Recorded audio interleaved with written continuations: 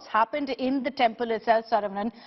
Yes. The Dikshitars have said very clearly that it was closed for 4 days, and this was because of the fact that in the Kanakasabha itself, there are a lot of jewels kept there. They Yes. feared that the crowds would come in large numbers, then security would be an issue.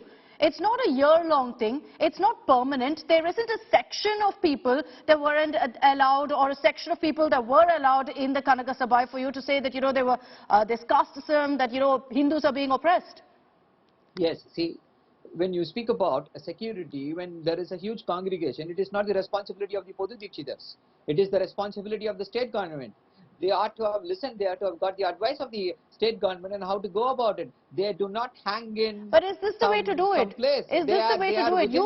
You know how sacred a temple is. Is this the way to do it? To have cops and everyone entering? Yeah, that is how, when you want to maintain law and order, when you want to maintain the safety, safety and the life of the priests, the life of the devotees are very important. They are more sacrosanct than anything else. Life of a Hindu, life of a citizen of this country is more sacrosanct than anybody else. Okay, you're saying what action was taken was warranted. Narayanan Tirupati of the BJP is joining me on this broadcast. Mr. Narayanan Tirupati, Saravanan is saying this action was warranted. To speak up and stand for Hindus, we had to take this step. No, this is an unwarranted, unwanted, unnecessary, unconstitutional approach of the Tamil Nadu government and the police. The HRNC department, the government doesn't have any right to enter inside the temple, that too with a huge police force. Hundreds of policemen unnecessarily barging into the temple, creating a huge confusion, conflict, and they were trying to intimidate the Dikshitars who have the right to do puja and who have the right to manage the temple. The Supreme Court's judgment is very, very clear about this temple, and in spite of that, in order to take control of the temple, the minister as well as the other officials of the Tamil Nadu government has very clearly violated, the rights of the temple and also of the defense, the DMK is saying, Mr. Narayanan Tirupati, that first there are only some Hindus that are allowed up, others aren't, that these kind of practices by these Podu Dikshitars cannot be allowed, that the government has a certain responsibility to Hindus, to the people who want to go there and pray. See, absolutely not. They are at fault. Mr. Saravanan is definitely not telling the facts.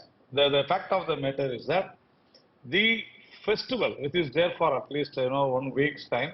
What do you call this? This place is just a 10x2 small room.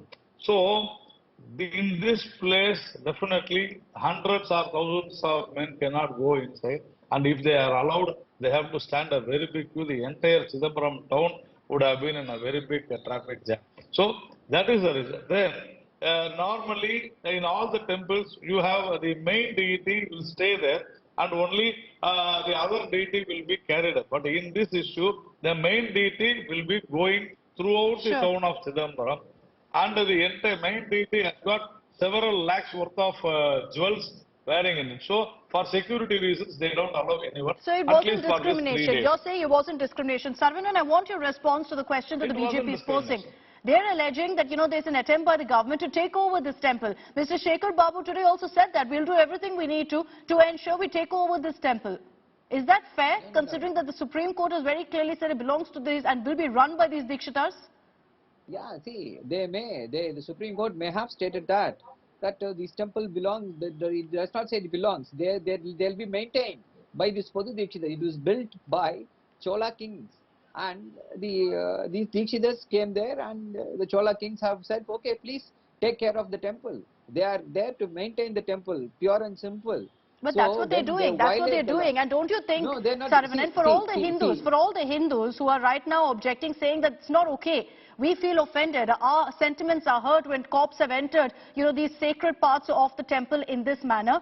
What's your message to them? They say, why couldn't there have been dialogue? Why couldn't this have been resolved with talk, with conversation, rather than doing it in this manner?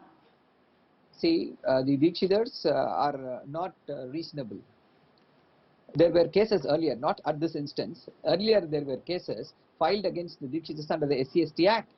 because they discriminated. So it is not the first time this has happened. And when it comes to law and order, it is the duty of the state government. The simple question is this: when they anticipate so many people, so much of people there, why they have not intimated, why they have not sought the assistance of the local police authorities? So who has started this controversy? It is not the DMK. See, that's what I'm saying. The life of any Hindu, the safety of any Hindu who is visiting the temple is as sacrosanct, is as valuable as anything else.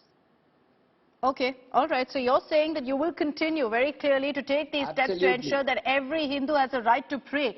That's the message from the DMK right now. But thanks very much, Saravanan and Narayanan Tirupati, for joining us on this broadcast. This is clearly a controversy that will continue to snowball. It's not ending anytime now because the government has made it amply clear in Tamil Nadu that they want to take control of this particular temple as well. So it means that the Dikshitars will continue their fight against the government.